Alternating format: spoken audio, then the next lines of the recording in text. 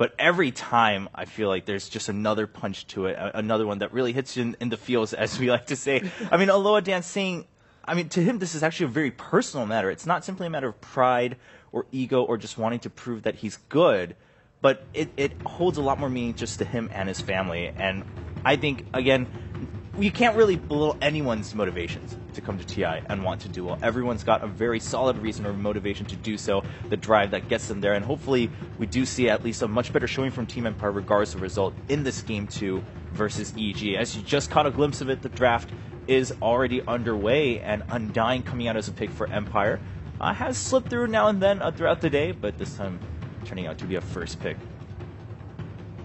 Not entirely unsurprising to see Queen of Pain again picked up first for EG. And again, the Disruptor ban out as well. I do like the Undying on Empire, though. It might force them more to fight. It doesn't allow them to try and be passive or to try and play for late game, so to speak, as they did last game in the end. So maybe this is the push they need to get that ball rolling. I was actually, your exact choice of words is what I was thinking. They're forcing themselves to fight. That's what it seems like. Undying Bloodseeker first. You can't really just get too comfortable with just sitting back and letting the game just play out, right? So I don't know if they felt like there was a puzzle piece missing in the last game to being able to push. In my opinion, there wasn't. I think they had a really good hero composition and they got the start they needed. But maybe just for the sake of their own confidence, just making it even more obvious how the lineup needs to be played for them. And just really, in my opinion, going back to their roots, I think one of the heroes that really brought Empire to the top of Western Dota was Undying. They are exceptionally good at playing around this hero. It really sets the tone of the fights very early in the game. Why not Bounty Hunter? Instead of Bloodseeker? Or? Instead of either of those. I think probably Bloodseeker I would. That's a good question, man. Why not? Do you have an answer, Ben? Maybe they want to have the silence for Queen of Pain. I mean, yeah, it's very unreliable, though. It is, and Rupture's not that great against either of those heroes. I think Bloodseeker has been very hit or miss. I would venture to say the win rate is probably a little bit below 50%, but I don't think it's a hero that you can pick in the first phase. Especially, it kind of forces you to fight, but some people try and take it late game with like BKB and SNY, and I think it does scale decently, but I think that Bounty Hunter is much better for Is there a slight difference in attitude, though, when you're playing Bounty Hunter and Bloodseeker, as in Bounty Hunter definitely more geared towards just getting those early game picks, whereas Bloodseeker, like even throughout the late game, you're just looking to fight and run it alongside your teammates, or even alone? I think more for Empire right now, to be honest, is... The thing is, they've tried they've tried a Bounty Hunter, I think, a couple of times, and maybe they just feel like it wasn't successful enough. So it's not that it's a bad pick. It's okay against Queen of Pain.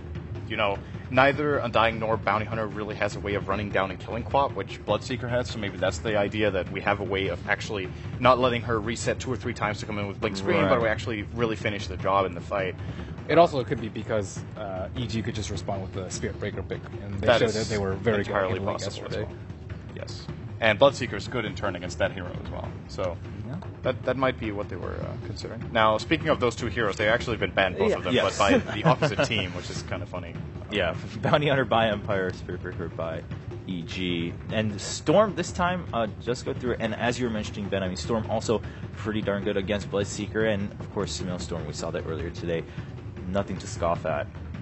I'm kind of surprised to see them picking Queen of Pain and Storm in the first 2 picks, because it gives a few a lot of way about what they're planning on doing, and perhaps allows Empire to counter them a bit more. At the same time, I think these 2 heroes play very well against Empire, who need to fight early and want to fight early. If they have Queen of Pain and Storm Spirit, they can just disengage and run away from the Tombstone, and then just... I mean, without Tombstone, you really don't want to push a tower for at least 1 more minute. So I think that they're looking for heroes that can disengage, especially when they're really disable light. Now, with the Lina pick, I mean, Empire, sounds like they're really just kind of forcing themselves into their last 2 picks, where they need also more setup to continue with these fights. What do you guys think about that? Setup is definitely needed here. Lina can, to an extent, take care of it herself by getting Yules, but it's not enough, and it's not reliable enough, especially because when you look at EG, the 2 heroes they have, what they can choose to do is, both of them, or at least one of them, can get an Orchid if they want to. I would expect EG in this particular game to get an Orchid in either of them. it's a great counterplay to Lina. If she yules someone and wants to go for the kill, both of them can very easily access her with an Orchid, with either Blink Orchid or Ball Lightning Orchid, and just shut her down very nicely. They also have the Shaker now, a defensive support too. Once again, you can do kind of the same thing. Try to go for the kills, try to go for the fight. You just block them off and just buy time. What I'm worried about for Empire, we've obviously only seen three picks right now. If you saw the shot of them, Resolution looked pretty frustrated the way he was sitting back. I don't think they're in high spirits, which is to be expected, but they seem perhaps a little more annoyed by this than maybe they should be. So I'm worried that they will just be like, screw it, we're going all in on fighting, and then they lose sight of, again, the big picture, ending the game. They could end up in a similar situation to what we're seeing MVP Hot 6 in a couple of games, where they pick like ridiculous amounts of spell burst in early game, and then even should they play that early game well, it's not about the kill score.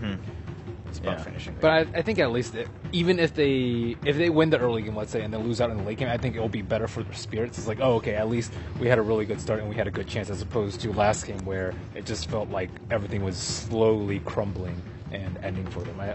I mean, morale is going to be important for Team Empire, probably far more so than for other teams, and at least getting off to a good start and be like, oh, okay, we can do this, guys. We're up ahead by 10 kills. We're pushing down towers. I think that can do a lot for them. Yeah, I fully agree. I mean, you mentioned it half earlier. You didn't want to call them emotional players, but I mean, they kind of are. They're also fairly young players as well. And I think if they have a good early game, yeah, they'll do a lot better. Even if they might not end up winning, I think that will be good for games to come, because for them, I think this game's, I mean, for them, still a chance to get in top 4, right? Yeah. Technically, yes. Technically, yeah. So they got to keep that momentum going if they can find it first, of course. What I'm interested in is, so one thing that's obviously very easy for us from a spectator standpoint every single time we cast a game or observe a game or whatnot is to see where the game is going, right? Because we have graphs we can check the graphs, we can see the farm values. Maybe Empire is the kind of team that when they analyze the game and they look at it, they maybe sometimes read too much into the kill score. And in the last game, maybe they felt like, so if they could see the graphs, if they could see the items and the farm values and what actually was there, imagine they could like pause the game and look at everything for 2 minutes. I think they would have played the game very differently. But their feeling in the game of where it's going might have been very different from how it actually was. And perhaps they are a very momentum-driven team. So if they get ahead on kills, they might really start playing like they're ahead. Whereas if they have like this kind of slow early game, even if they take towers, in the last game, once again, I didn't really feel like they never played like a team that was trying to win. Okay. So, or a team that knew they were ahead in that case. Right. And the thing is, they weren't technically very much ahead on the graphs, but I feel like in terms of game impact, they had like 5 minutes where they could have just dominated the whole map if they realized it. So Makes sense. who knows? Now, Shadow Demon coming out in some time, and the Bane too. I mean, we've seen Bane banned a lot today. Not picked as much, of course, due to being banned out, but being picked for Empire. So I was a little concerned. I was wondering if Dazzle was going to be another concern for Empire. Maybe they'll fall into that trap of picking that Dazzle again, not have any setup for their teammates, but picking that Bane instead of the Dazzle. How big is the chance of, and don't crush my hopes instantly here, for Bane Mirana? Non-existent. Damn. Really was, it could actually happen. I mean, once again, if their idea is we're really just looking to fight now and we want to gank really early and put pressure on the map, they could play on Dying as core, Bloodseeker's core, and Lina's core. So that is entirely possible. It's too risky versus EG's lineup. The way they drafted, it's like versus Earthshaker and Shadow Demon, you can't commit on one hero. You have to blow them through AoE. If you have a Shadow Demon that's putting a defensive disruption on, you can use that also as a setup for an arrow. I do like the concept.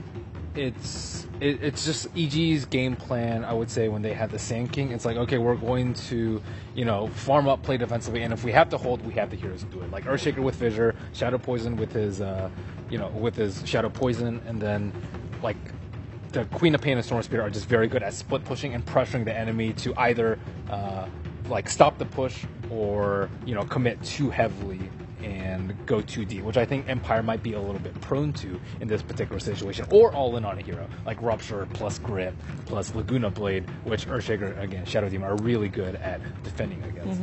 I really like this ban from EG. This was the pick that came to mind for me that Empire could have gone for to try to knock down some towers and take advantage of their Undying. Early mech carrier, hits hard on towers with Nether Toxin, and just peaks very early together with the rest of the lineup. I think Viper would have been a really good pick for them, and then play the Lina on support. It's not available now. It's also, in my opinion, a good pick for Resolution. It's a good matchup against Quap, it's a good matchup against Storm, and Resolution is really good at playing lane.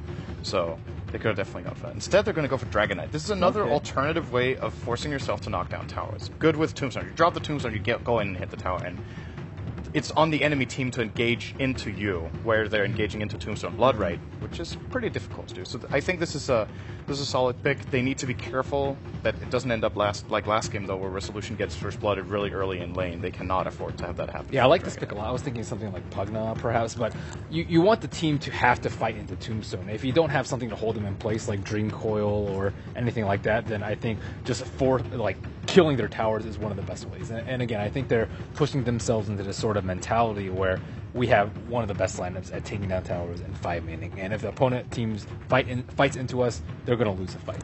So it's more of that like kind of pick and roll lineup from EG, delay until your timing is right and slow down their tower pushes. And one way they can do that is winning the lanes.